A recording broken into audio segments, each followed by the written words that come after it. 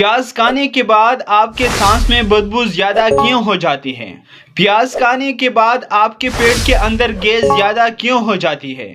پیاز کھانے کے بعد آپ کے معدے کے اندر تیزابیت کیوں بڑھ جاتی ہے؟ پیاز کھانے کے بعد آپ کے معدے کے اندر جلن کیوں زیادہ ہو جاتی ہے؟ پیاز کھانے کے بعد چند لوگوں کی جسم پر خارش کیوں آتی ہے اور ان کی آنکھ بار بار کیوں پرپتی ہے؟ پیاز کھانے کے بعد آپ کے معدے پر بوجھ زیادہ کیوں ہو جاتی ہے؟ پیاز کھانے کے بعد آپ کا شوگر لیول کیوں ایک دم نیچے گر جاتا ہے؟ پیاز کھانے کے بعد آپ کے سانس میں بدبو اس لیے زیادہ پیدا ہو جاتی ہے کیونکہ پیاز کے اندر سلفر کی مقدار زیادہ ہوتی ہے، اور جب آپ پیاز زیادہ مقدار میں کھاتے ہو تو آپ کے جسم کے اندر سلفر کی مقدار زیادہ ہو جاتی ہے، جن کی وجہ سے آپ کے سانس کے ساتھ ساتھ آپ کے ہوا میں بھی بدبو زیادہ پیدا ہو جاتی ہے۔ پیاز کھانے کے بعد آپ کے پیٹ کے اندر گیس اس لیے زیادہ ہو جاتی ہے کیونکہ پیاز کے اندر سلفیورس کمپاؤنڈ ہوتا ہے اور یہ آپ کے پیٹ کے اندر سلفر گیس میں تبدیل ہو جاتی ہے، جن کی وجہ سے آپ کے پیٹ کے اندر زیادہ گیس بن جاتی ہے اور آپ کے پیٹ کے اندر مختلف قسم کی آوازیں بننا شروع ہو جاتی ہے۔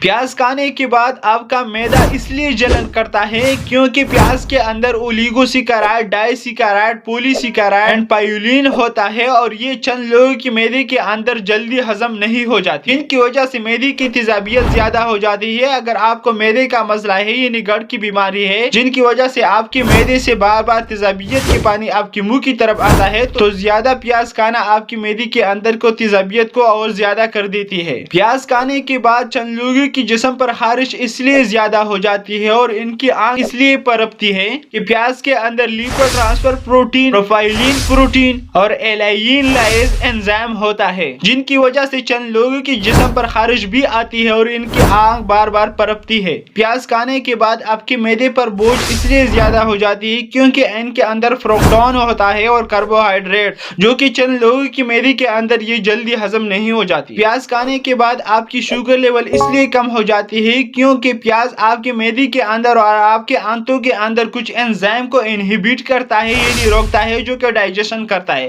جن کی وجہ سے آپ کی خون میں گلوکوز کی لیول کم ہو جاتی ہے اور آپ کی شوگر لیول کم ہو جاتی ہے۔ تو پیاز آپ دن میں کتنے مقدار میں کھا سکتے ہو اور یہ جسم کے لیے کون کون سی فائدے رکھتے ہیں؟ اگر آپ اسی طرح انفارمیشن چاہیے تو اس کے لیے آپ کمنٹ ضرور کیجیے اور اس ویڈیو کو زیادہ سے زیادہ شیئر کیجیے۔ شکریہ، اللہ حافظ۔